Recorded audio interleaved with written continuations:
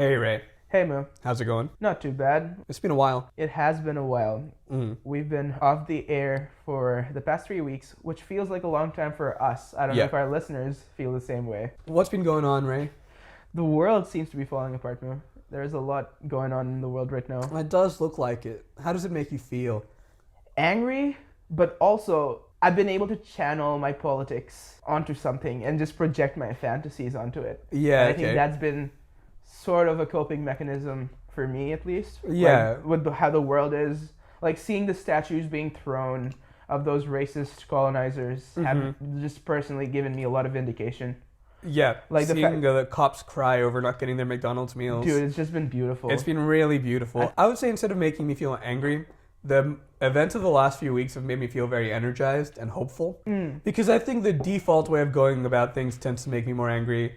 And this deviation we've taken from the default has made me really, really hopeful. Dude, I didn't really believe it could happen. I think I've always been very cynical of our generation, and by our generation, I mean the millennials and the Zoomers, of our capability of mobilizing and getting shit done. Because we've always been the snowflakes, right? Yeah. Like, we've always been afraid of violence and all that. That's what the right tell us, at least. But I think with BLM and with the mobilization that has followed, our generation really has stepped up. Yeah. It has been our generation leading the fight. Our generation is standing up to the status quo and saying, enough of your bullshit. Yeah. And like, we'll be heard. And that's really beautiful. And the fact that we have shown an appetite for mobilization gives me a lot of hope. Yeah. Hope that I didn't have before.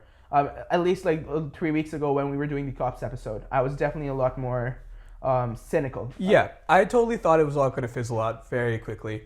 But you're totally right. The fact that we still have the ability to mobilize, even in this, the most, I'd say, comfortable period of capitalism, where we all have YouTube and for the most part everyone's got food on the table. Yeah. You know, we've got the bread and circuses. Everyone, if you want to ignore it, you can totally ignore it in the world that we live in today. And Yeah. despite that, people are actively on the streets doing good. I find that so beautiful. Yeah, and there's been a lot of talk about the social media activism, right? Yeah. Like the posting the black squares or using the hashtags and Yeah, just yeah.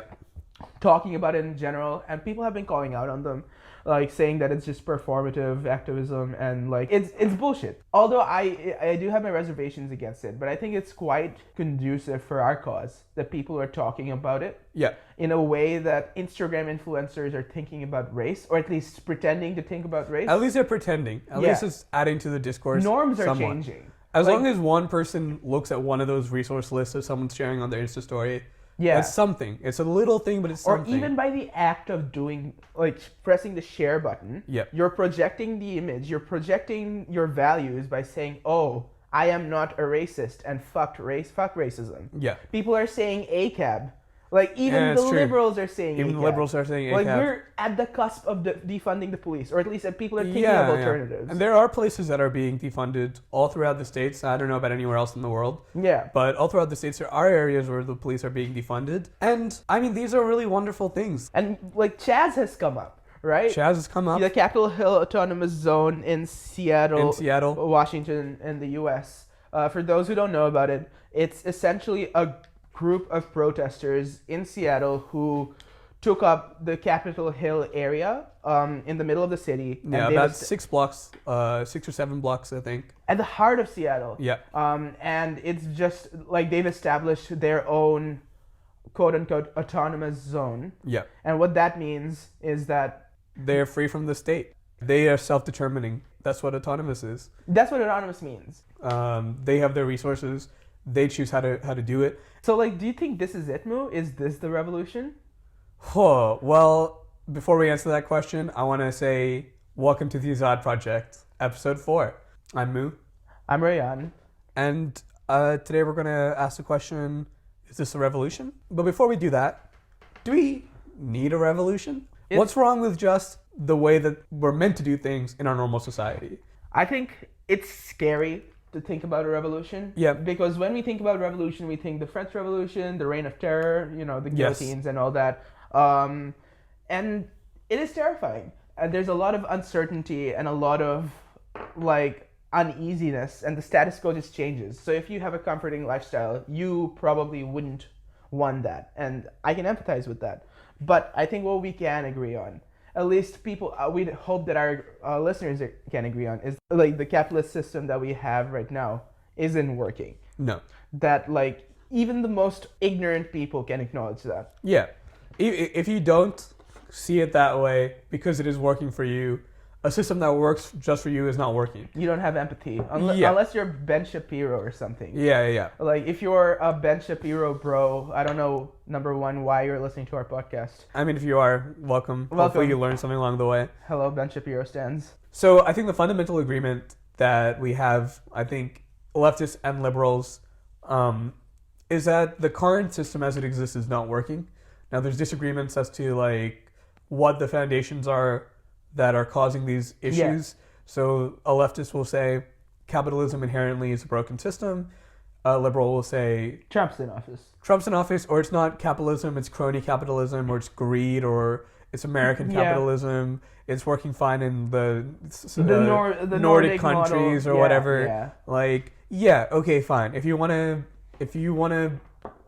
believe that, I guess, and hopefully we can educate you away from it. Even that critique starts with the acceptance that something's wrong. Something is inherently wrong. And I think that's where the question of change comes. Yeah. Right? Like, if you acknowledge that there's something wrong with the system and, like, you want to change that, how do we go about doing that? Yeah, okay.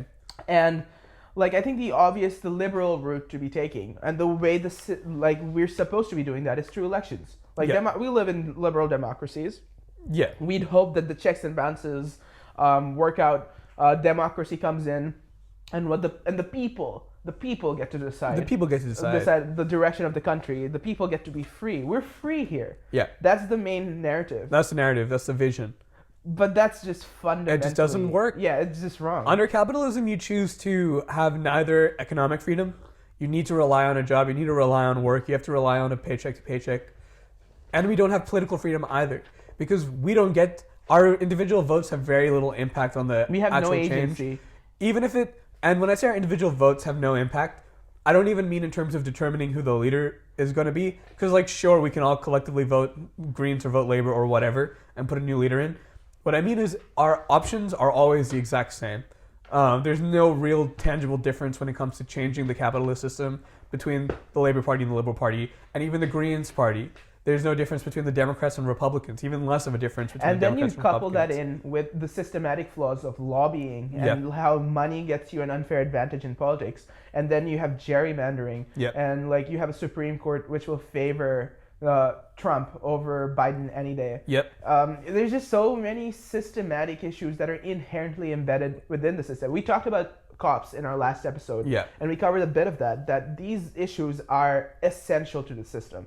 And the only way we can transition beyond that, the only way we can end police brutality, that even racism to a certain extent, is through a systematic change. Yes. A systematic change cannot exist by means within the system. Exactly. Like, we can't vote our way out of capitalism.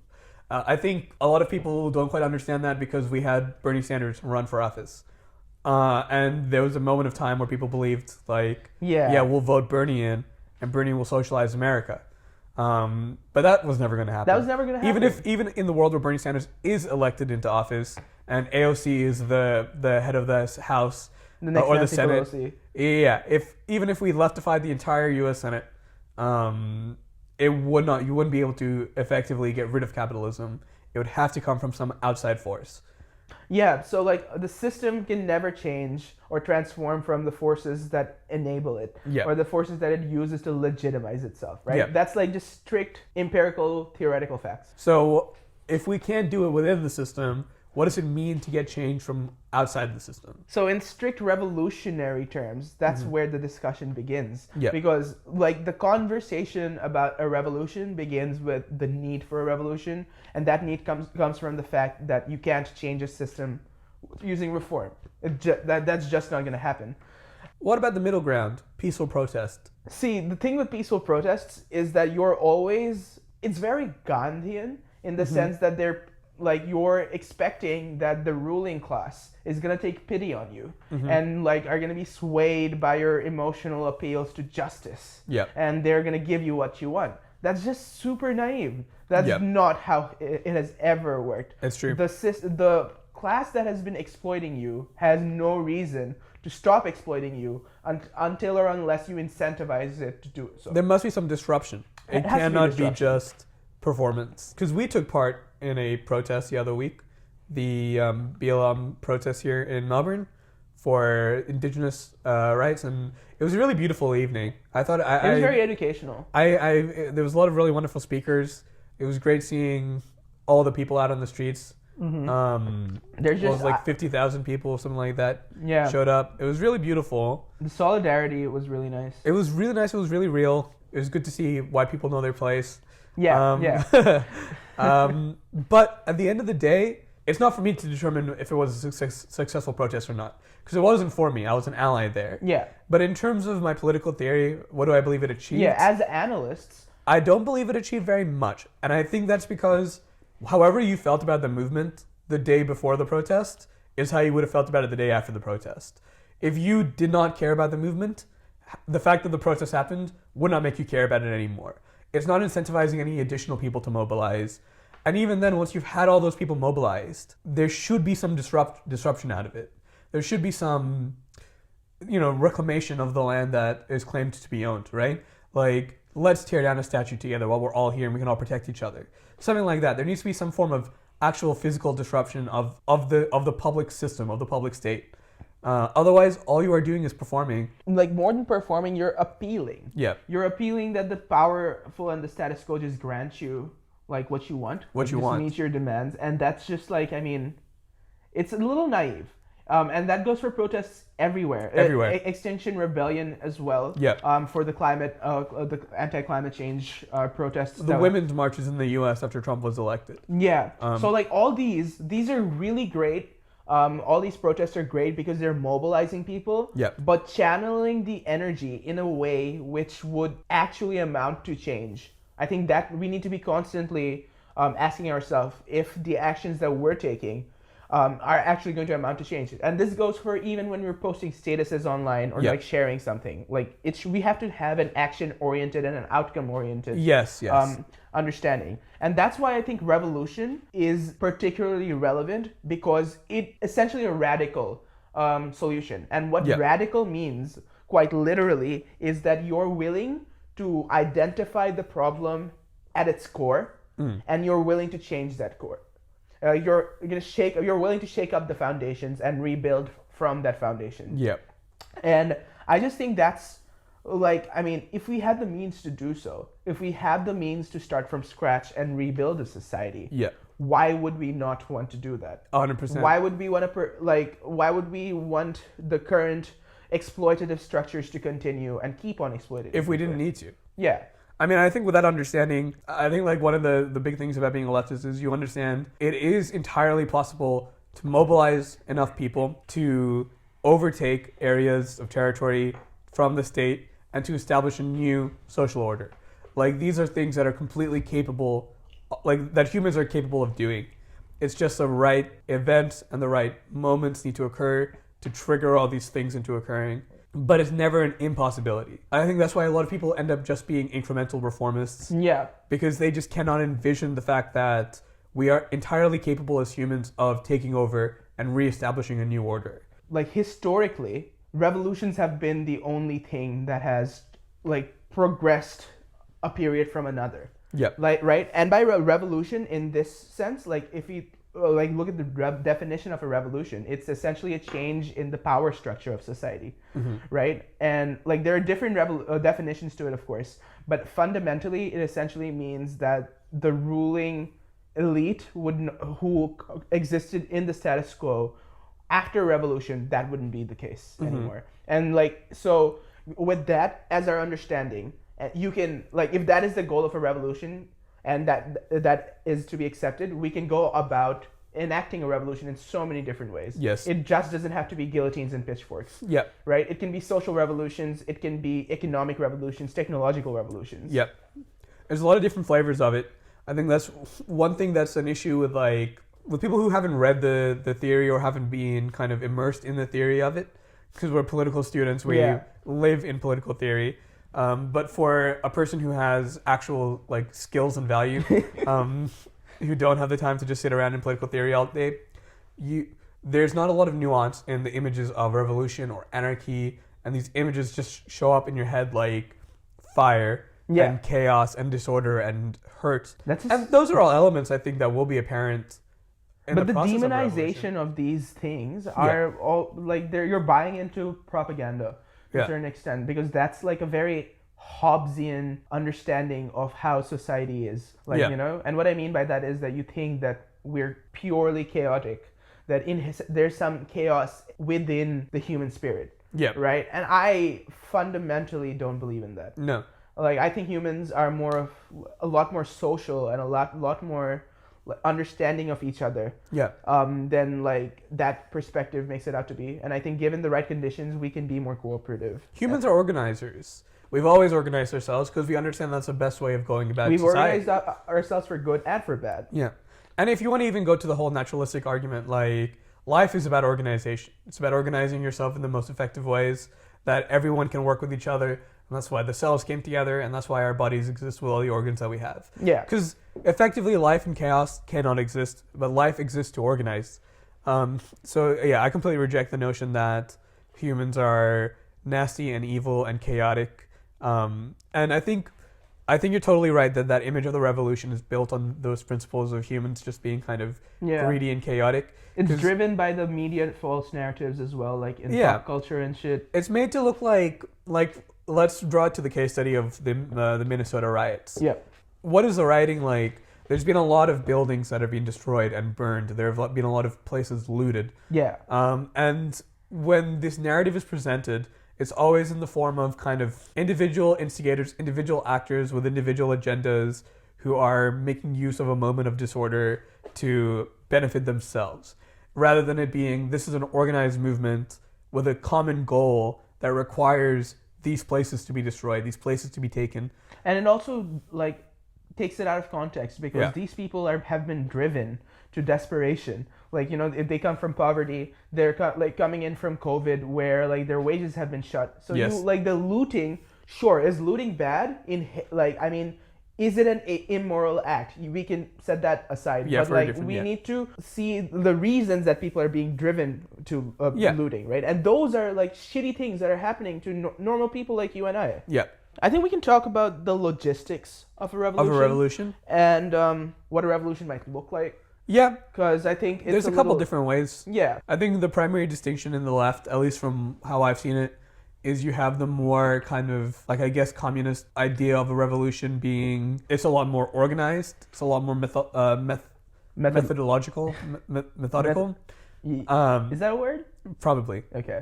English is bullshit, so it doesn't matter. Yeah, fuck English. It's a lot more methodical, it's a lot more structured, and it's got some form of leader, it's got some form of leading doctrine, some leading ideology behind it. You have some Lenin or some Mao figure, and that might not be an individual, that might be a group, that might be a party, that might be that might be BLM, like, as an organization. Vanguard. And the distinct form of revolution is the anarchist revolution. Wait, before we get into that one, can I just say why I don't think the one you just described isn't good? Yeah. It's because it's inherently, it comes in through a power structure. There's a strict hierarchy in that process of a revolution, right? If there's a vanguard party, or if there's a Mao or a Lenin, the people are inherently sort of bowing down before that institution or that group or that person. Mm-hmm. And essentially you're giving away some sort of your power into that organization. Yeah. And so, like, although this would be a revolution because it changes the status quo as it stands right now, we'll run the risk of establishing a new status quo where this new group or new group of people, right, they come together and they hoard all the power. Yep.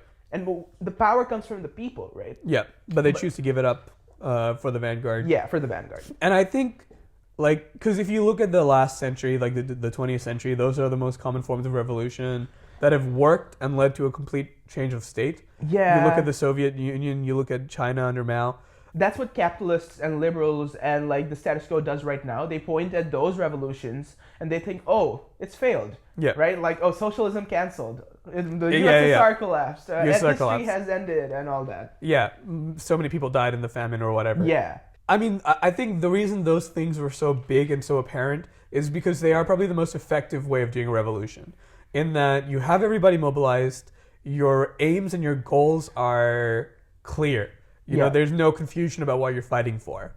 With an anarchist revolution, on the other hand, which is completely grassroots, organic, it's a moment more than an event. It's not organized or structured. It just occurs. The principles are dictated by the people. Yeah. There is, like, you don't go into it with a plan. There's no organizational structure. And that might sound a little chaotic, but, like, I think it's beautiful because it's the people dictating the terms as they go because they have the power. And it's so consent-based that whatever you want, whatever they want, they get to decide. Yeah. It's a fundamental restructuring of society in that regard. I believe that an anarchist revolution is less effective than a Soviet or communist style of revolution. It's difficult. It's harder. It's very much more difficult. It relies on solidarity.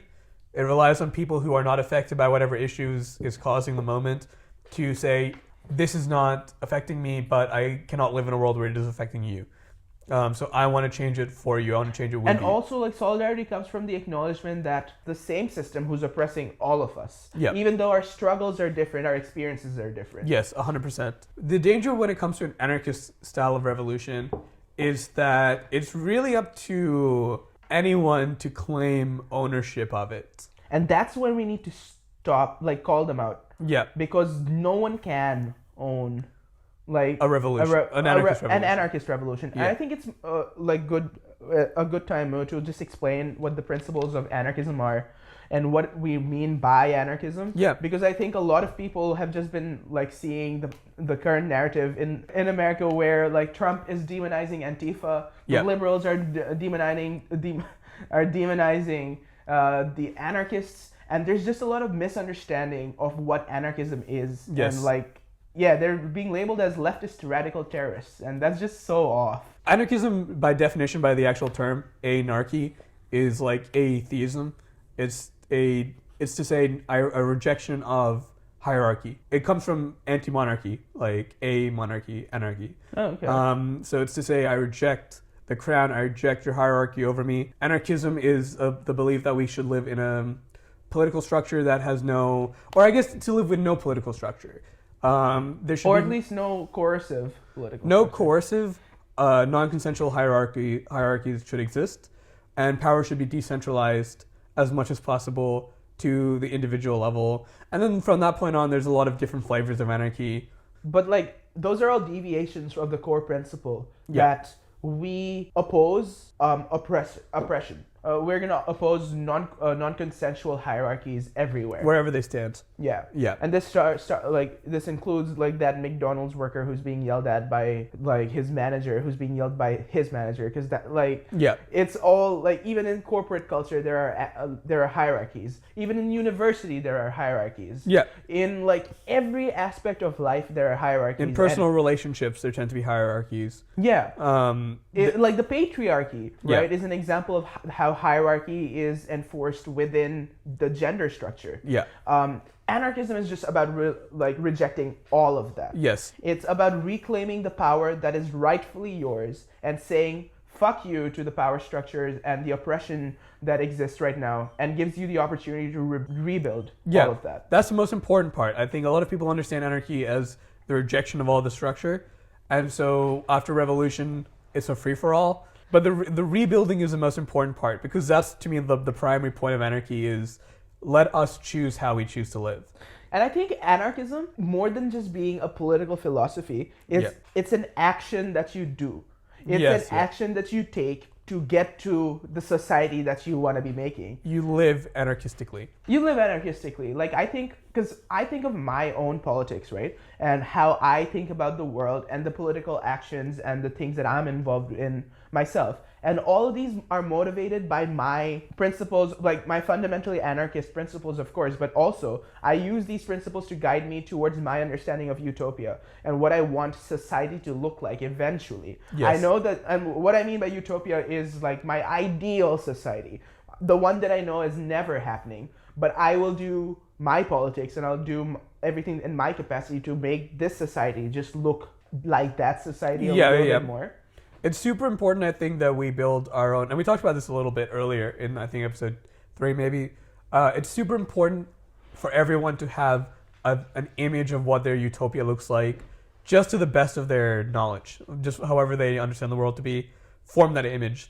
because if you prescribe to a prepackaged image, I find that to be super harmful. And I want to pull that into the context of the revolution, or not the revolution, but the uprising in the States, in that there's a lot of different people. Why are you engaging in the uprisings, right? I think that's the question that comes in. Like, why are people engaging in it? And I want to talk about like how the socialists have claimed ownership over it, and how liberals have claimed ownership over it, and how they both have incredibly shallow takes on what is actually occurring at the moment, and why anarchism is really the only answer to what is this current moment, right? Yeah. Because from a socialist perspective, this is purely a fight against capitalism. This isn't anything beyond the class struggle. This all is just the class struggle. Working class versus the ruling class, the bourgeois class. And to a certain extent, I think there's merit in that, right? I'll talk briefly about All Lives Matter. I see a lot of people in socials talking about how when people are talking about All Lives Matter, it's like comparing all the houses in a street to the one house that is on fire. You know, it's the idea of this isn't affecting you right now, it's affecting us, so let us have this moment. Which is a completely valid criticism, but I feel like it doesn't really acknowledge what the strongest version of the All Lives Matter argument is. And I think it's important that we do deal with it on the strongest level, because a lot of people will hear those comments and be like, oh, you don't actually understand what we're talking about. I refuse to give you any credibility. Yeah. I'm not going to listen to your point of view. You strawman the argument. Yeah, we're strawmanning it, but we need to steelman the argument. I'd give it at its strongest form. And the form of the argument, the strongest form of the All Lives Matter argument is that black people are not the only people who are being brutalized by police. It really is a class thing, where white people are also being brutalized by police, not nearly to the same extent, but it's also occurring within white communities. Yeah. So that to me is the strongest form of the All Lives Matter argument. The reply to that should be, yes, it's true, this is very much a class struggle, but there's an intersection, and at that intersection of race and class, black people and black poor people are significantly more marginalized by police than white poor people or white people in general. The intersectionality is the crucial, I think, analysis that we need to be drawing into it. Yeah. And I think that leftism as a discipline often struggles with that. And I think it all goes back to Marx, because he was very class reductionary. Explain what class reductionary means. Okay. So class reductionary means that you pinpoint, or like just being reductionary, right, means that you pinpoint a certain issue and draw your entire analysis of the topic based on that issue. Yeah, so if you're being class reductionary, it means that you draw your analysis of society purely on class terms, and you don't have room for other nuances like gender, sexuality, race, geography, and all that. Yeah. Right? So like when I say Marx was class reductionary, I mean, I'm being reductionary of Marx in that regard, but also what I mean by that is that that Marx's analysis was fundamentally based off of his understanding of class and how class relations determined societal relations. Yep. And that is problematic because, well, first of all, Marx was a white man writing in England in the 19th century. He was coming in from a place of privilege, and he did not extend his analysis for women and people of color. Yeah. So fundamentally problematic. And also, the intersectionality is super important. Yes. Because the experiences of a white man and a black queer woman of color is fundamentally different. Yeah. Even if like the white working class man is being oppressed by the same system as the woman in this case, but their whole lives and the levels of oppression that they're going to be experiencing are different. Yeah. So when we criticize society and when we look at society and the problems that are there right now, we need to have an intersectional critique and the interdimensional understanding of how the problems affect different people differently. Yeah. We're talking about the utopia, right? Yeah, utopias, right? The socialist utopia is, in my opinion, a very class reductionary form of a utopia, where we take back power from the wealthy, we control the means of production. Yeah. Yeah, so my issue with those utopias are that I think that they are too class reductionary, and there have been people who have written about like intersectional socialism and like having a utopia which is socialist, but also focuses on the racial dimension and the queer dimension and the religious dimension and whatever other dimensions they wanted to write about. Yeah. The issue with the liberal utopia is that it is way too like race reductionist. Yeah. And you see these liberals being out like, oh, this is because like we had 4 years of Trump. We were going completely normal. Everything was fine until Trump got elected in 2016. And now we live in this racial hellscape. We need the Dems back in power so that they, things go back to normal. And like, I guess maybe that's kind of a bit strawmanny of the liberals, because even beyond that, even just focusing on it being like, we need to have stronger regulations on police about race. We need to have more black people in positions of power. These are things that are more than just like, we need to get the Dems elected. Like, these are goals for liberals. Yeah. But even then, if you have a complete racial representation in your positions of power, in the police, outside the police, in administration and whatever, it will never acknowledge the class dimension of it. Because to change the class dimension is to fundamentally get rid of capitalism. You'll still have an overrepresentation of black people in poverty than white people, solely because the history is not being addressed. And even if you don't have that, even if you like tackle the race element of it and say hypothetically racism isn't a thing anymore, the class distinction still remains. We will still have poverty, and I think that's just fucked, because so much of liberal politics is on like going out of your way and doing shit and like working for like go do charity or like do social work in NGOs and shit. So like those things are like, there's so much of a band-aid solution to the problems. Instead of talking about like just getting rid of poverty, you're talking about how we should get them a microfinanced loan so they can buy a cow. And so it's just a bullshit argument. And I am being reductionary of liberals, of course, but I think like if you look at their core values, you can see how this and that makes a connection. Yeah, there's only so much you can do under a liberal revolution. A liberal revolution itself is kind of a historical concept. Like the liberal revolution right now that we're seeing, and we're at the cusp of it, is just a revival of the Obama era. Like, it's literally... Yeah, they want to make America great again. Yeah. When it was in 2015. Yeah, it's just so bizarre that it's like, rather than being a progressive measure, it's an actively regressive measure. Yeah. Because we're going back to 2008. Biden was Obama's vice president. Yeah. When you elect a vice president into office, you're enforcing the regime that he was a part of. Yeah. Right? It's an administrative family. Yeah. These administrations, they are very incestuous. They know the people that they trust. So the people we're going to get in will be very similar to the people we had during the Obama administration.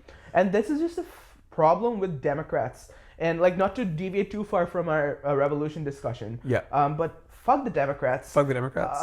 But you see they're just so unwilling to embrace change, because they keep on endorsing the same people over and over again. But what I mean by that is, like, you had 8 years of Bill Clinton in the 90s, right? Yeah. And what does he do? Instead of going forward, he endorses Al Gore, who was his vice president and part of his regime. So there's like, he wasn't gonna make things better. He was just gonna do the system. Keep it going. And how does like society react? We get Bush elected. Yeah. Getting Bush elected is a reaction of society of rejection of the status quo. Yeah. Similarly with Trump's election, right? With Obama, we got Hillary, who was part of his administration, who believed in the same things that Obama did. And by rejecting Hillary, the people were actually just rejecting the status quo as it stands. Yeah. The problem was, like, the alternative was fucking Trump, because the American bipolarity that's there in America right now is just that bad. Yep. I went on a bit of a Democrat rant. But no, I think that's totally fair. The Democrats deserve a lot of detest. Yeah. When you see how performative they've been around these race issues, they haven't acknowledged anything about them kneeling. The kneeling, them wearing the scarves. They did like a vigil to George Floyd. They're renaming one street per borough in New York, Black Lives Matter Street. Like, these are very nice, kind of, I want to say feel cute, good. Like, they're warm changes. Will they achieve anything of value? Will a racist driving down Black Lives Matter Street say, fuck, I was wrong, Black lives do matter? I don't think so. Will it turn people away? Probably. Yeah. If people have it. The truth is, no one likes things shoved down their throat. We actively turn away our allies by putting too much pressure on them, I think. I feel like activism doesn't come from... I feel like knowledge doesn't come as a part of activism. Activism comes out of knowledge and kind of putting people on their own and saying, like, here's the big picture. Black lives matter, but there's no nuance for you. go find the nuance on your own. It means you're just leaving them to fend for themselves with all the conservatives, all the liberals who are trying to like bastardize what these meanings are, what the point is. Yeah. So that there really is no meaning anymore behind the phrase Black Lives Matter, because anyone can say it, anyone can utter it. And when the corporations start incorporating it as well in their marketing slogans, you know that that's fucked. Like, you know that that's where the movement is dead. Yeah. Like, because they're part of the ruling elite and who are benefiting from the system as it stands. Like, and now they, like, even they're endorsing BLM. So, like, the integrity of the movement sort of just dies with that. Yeah. That's why things need to be a lot more about, less about building coalition, because I feel like we've done it. We've done the coalition building. If you don't have solidarity now, I don't know when you're gonna get it. Yeah. But we have the people now. So now it's about organizing in a way that allows us to be direct and disruptive and cause some actual havoc for the system as it exists. Yeah. Because how else do you make your demands? How else do you, and more importantly than how else do you make your demands? Because that's a very liberal thing, is like revolution to make demands. An anarchist revolution does not make demands, they take. And then they control. I think that's a very important distinction to be making, that when it's an anarchist revolution, you're taking what's rightfully yours. That is the means of governance, the means of like setting society. It's yours. Yeah. Go out there and take it. Whereas a liberal revolution, or even some of the socialist revolutions, would more be like, oh, we're going to incorporate the means of governance for our own benefit and try to restructure it from there. Yeah. So in a way, you're still working from within the cusp of the system, and you're not being like radical in the sense that you're not willing to shake up the foundations of it. Yeah. So let's talk about an anarchist revolution a little bit more. Like, how do we see it happening? How do we enact these principles in real life? Well, I would say we've already kind of seen it happen. And I want to... We talked a bit about Chaz earlier, the Capitol Hill Autonomous Zone. And to me, I think that's exactly what an anarchist revolution looks like, where people reclaim territory from the state, and with whatever resources are left within the territory, they reorganize.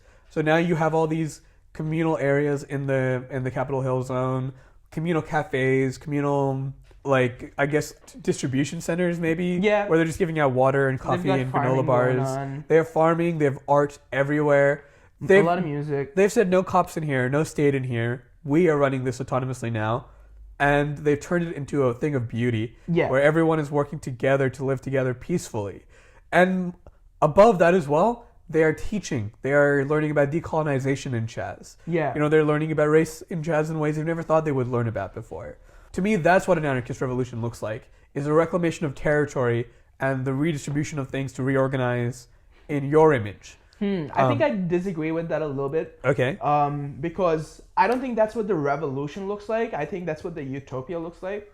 And like the problem with like mixing both of them is that I don't think Chaz or setting up more Chazes is gonna like be our revolution. Yeah. Because like what you're doing in Chaz is that you're essentially existing with the consent of the state. Yeah. Right? Like when it first came up, like 2 weeks ago, was it? It's been time's maybe been a little 2 weird, weeks. but like say 2 weeks ago when it came up, well, there was we were talking about it, and we were talking about how like this isn't gonna go on for much longer, and even because we knew that the police were gonna take it back, or like the National Guard will be deployed at any moment, and I think every rational person out there knows for a fact that like if the government wants to clamp down on Chaz and shut it down, they can. They can. Like so like essentially they're existing at the consent of the state. Yeah. How is that revolutionary? All right, look, I don't think Chaz is the ideal, but I think the methods behind Chaz are what revolutionary methods should look like. What we should hope for is a bigger Chaz, where they are focusing on growth and reclamation of territory and spread. And maybe if there are more Chazes and they all work together and they spread like a virus. Like a federation of Chazes. And I completely agree that the Chaz as it exists now is only doing so with the consent of the state. If they asked, the police would be sent in, the military would be sent in, potentially everyone inside would be wiped out. Yeah. And that could totally happen. The state can do that. Yeah, and it'll all go back to normal. I totally agree that would probably be the outcome of what currently exists in Chaz. Is this the revolution? No. The moment that we live in now, I'm going to say I don't think so. Yeah. But what I think will be achieved out of this will be some form of weakening of the state apparatus. There will be some form of restriction on what the police are capable of doing, some restriction on the violence that the state's capable of doing, and it won't be substantial enough to change the world that we live in. but it means it will be substantial enough to reduce the pushback when the revolution does occur. Everything we can do now, and this is like my way of like mixing revolution and reform, is that you have these micro revolutions like what's happening now, and you use them to weaken the ability of the state to prevent you from revolting by reducing their police power, taking away their guns, maybe. Yeah. Whatever you can do to arming weaken yourself. Well, yeah, if you can increase your right to be armed, everyone in Chaz should own a gun. Like, truly, if they don't, then they're really missing the point of what they're up to. Dude, Fox News listening to our podcast would have a heyday. Yeah. I just want to make it clear, we're not paid by Antifa or George Soros. We're not recording from Antifa headquarters in Melbourne. Antifa HQ, Melbourne. We're recording from stolen land. Yep. I've never met Mr. Antifa. No, but they should be armed. They should be ready for conflict. If this was the revolution, there would be conflict. There would be no consent from the state. There would have to be warfare. Effectively, I'd say it looks a bit like a civil war. But that's scary, man. Like, yeah, it's scary, but I don't think it's any scarier than continuing with the way things have currently been going. Yeah. If you want to achieve any real change without violence, personally, I would say grow up. There has been nothing achieved by pacifism apart from assassination. Martin Luther King was a pacifist, and he was assassinated for it. Where did the real change come from? Gandhi was a pacifist. He was assassinated. Where did the change come from in these movements? Was that there were violent and disruptive counterparts to the peaceful organizations, and they were the ones disrupting and making demands. That when you have both of those things, where you have a peaceful demonstration, and that is kind of backed up by a more violent, disruptive group, the peaceful demonstration is more effective. Because what you're saying is, if you don't listen to me, you have to listen to those guys. And those guys will fuck you up. So you better take me seriously. So, like, if you want to achieve anything and your one limit is, whatever happens, no matter what, no violence, you will never achieve anything. You've restricted yourself. And you're also completely ignorant of the fact that there's always violence. Yeah. I think two things. First, that if we have a reformist approach, right? Like where we do peaceful protests and the state smiles down upon us and like stops being racist or like grants us rights, right? That is, you're working, like that's a minor concession on part of the ruling class. And they'll only do that when they know for a fact that, okay, this will placate the masses and prevent a revolution, which is going to fuck things up for us. And like, you know, so you make a concession, so you don't have to, so like they don't pull out the guillotines and they don't have a revolution. So these concessions, so rather than actually serving to change the power structure, they're actually maintaining it in a way. That because you're just like subduing that revolutionary spirit. Now the second thing on violence is that the state is inherently violent. We live in a fundamentally violent state. And like, it's just bizarre because you hear people say, oh, there's no place for politics in violence. Dude, grow up. Politics is built off of violence. The whole act of politics is done to gain like monopoly on the violence and like just to have legitimacy on your authority to enact violence. Yeah. So if you think that politics isn't violent, you've just given in to the ruling class propaganda and you're not like, you don't critically think at all. Yeah, you're being ignorant about the world that we live in. And like even right now, like there's violence in the form of the police, there's violence in the form of economic violence as well. It's just violence has taken up so much nuanced approaches that like it's sort of muddled. And because it's all legitimate and happens under the rule of law, like what if we have shitty laws? Yeah. What are we meant to do about that? Yeah. If Trump tomorrow legalizes lynchings again, like, not that he's done it in the past, but if lynchings come back to normal, the police state will have to uphold that. Yeah. And what are the people? How do you expect to deal with that without violence? You know? So I think, like, there needs to be a more grown-up way of talking about violence instead of just writing it off. But also then, like, I think, also, like, you talk about terrorism right next to it as well. Because terrorism, and you see, you can talk about ISIS or the Ku Klux Klan and everything. Because when people think of violence, they think of that. Yeah. Right? That's the political approach to violence that you think. And like, if you're motivated by hate, that's, like, fucked up. Right, and I think we need to be able to make an adult distinction between ISIS or the Ku Klux Klan and violence in the form of reclaiming authority. Yeah, I mean, I completely agree that violence on individuals should be completely minimized and reduced wherever possible. 100%. Like, it should never be about going after one person or one individual. Violence against the state should always be allowed. Like, that is the fundamental difference between us and the KKK. That's the basis of the right to bear arms in the American Constitution. If the state can be violent on you, you should be violent on the state. And as long as individuals agree not to be violent with each other, we should need to be violent with each other. So, like, I think that's the distinction between, like, us and the KKK and ISIS and whatever. They are, I mean, I guess the KKK... We are not ISIS. Yeah, we're not ISIS. We're not the KKK. But the KKK is particularly about going after individuals for their own, like, for their sins of being black or Jewish or whatever. Yeah. We are effectively saying we don't want to hurt any individuals. We want to solely go after the state, its property, its functionality. And that's a very different kind of violence, but it's still violence. We need to, like... And violence doesn't necessarily mean Molotov cocktails and balaclavas and blowing up the parliament. Yeah. Right? Violence can, like, even demonstrations can be violent in the way they enact speech. Speeches can be inherently violent if they're motivating agitation and mobilization. I think we need to reclaim the definition of violence. Yeah.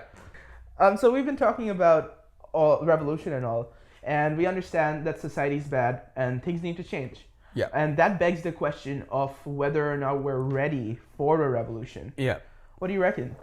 Are we ready for... I guess we need to define, like, what we'll need to be ready. Yeah. Really, the only thing we need for a revolution is the manpower. You just need people. Effectively, if you have enough people, like, that's the whole, like, the most basic theory of it is we have more power. So fundamentally, we need the people, and when we have the people, we'll be ready for it. Yeah, okay. But to be a bit more nuanced about it, like, we need to weaken the state a little bit more, I think, before we're ready for the revolution. And I think this will be very fundamental in doing that. We need to redefine what we mean by policing.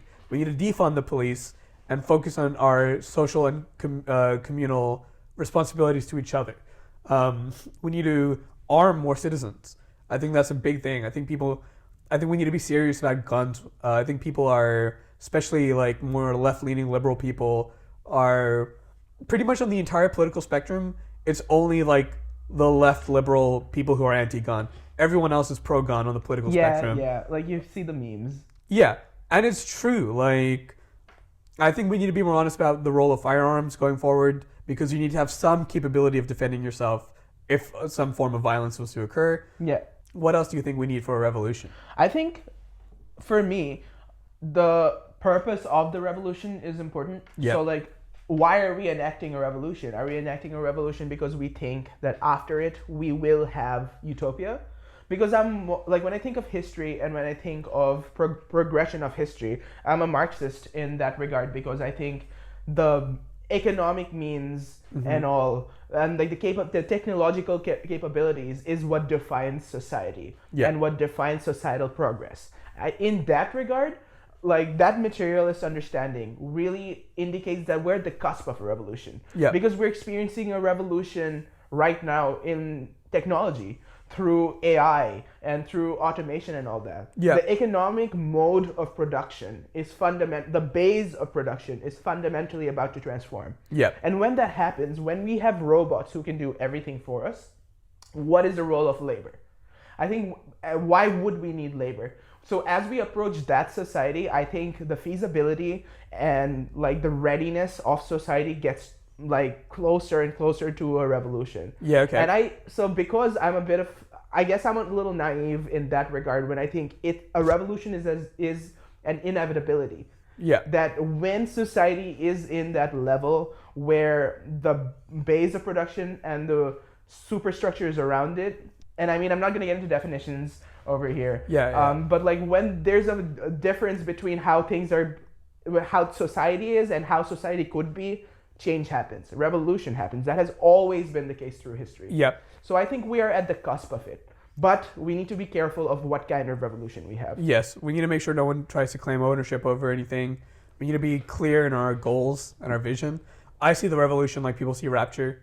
I think it's it's one of those things that could be around the corner. It could be 200 years from now. Yeah. But it will happen. And when it does happen, we need to be ready for it.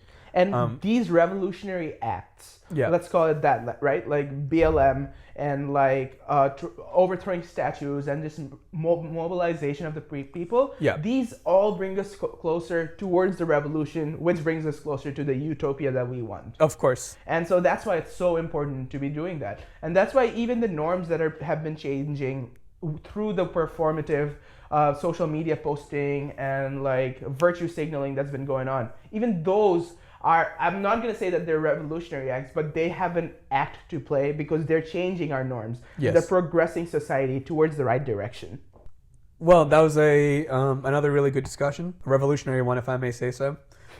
Before we wrap up, I just want to acknowledge that we are recording on the stolen land of the Wurundjeri people. Sovereignty was never ceded, so I want to pay my respects to elders past, present, and future, and the people who are still here to this day. Thank you for allowing us on your land. Sovereignty was never ceded. Yeah, sovereignty was never ceded, and that's a really important thing to remember. And know whose land you're on. Go out of your way to research the people whose land you're standing on. And it takes one Google search to do. Yeah, and I think it's, Melbourne isn't really Melbourne, it's Narm. And like the whole history of it is just like it's standing on a system of inherent oppression. I mean, that it wraps us back to the violence thing. Just quickly before we wrap up. Yeah. Like the whole point of sovereignty was never ceded is that this is the land of the Wurundjeri people. The only reason they don't have the say over this land is because if they tried to behave in a way that they did, the state could wipe them out or arrest them. The fact that sovereignty wasn't ceded means that it was taken. Yeah. And how was it taken? Through violence. Through violence, and it's maintained through violence. And these are So take some time and educate yourself on the land that you're on, especially if you're here in Australia and wherever you might be in the world. And with that, I want to say thank you, Ray. Thanks, Mo. This is a and good thank one. you to our listeners. Follow us on Instagram, Twitter, and Facebook. At the Azad Project. Potentially on all of them. TikTok. I don't know. We'll see. We'll figure it out. And send us any comments to our Facebook page if you want to let us know topics you want us to discuss or anything you want us to go into more detail about if we might have gone over very quickly. Other than that, all good. Thank you, guys. This was the Azad Project. Marx's analysis was fundamentally based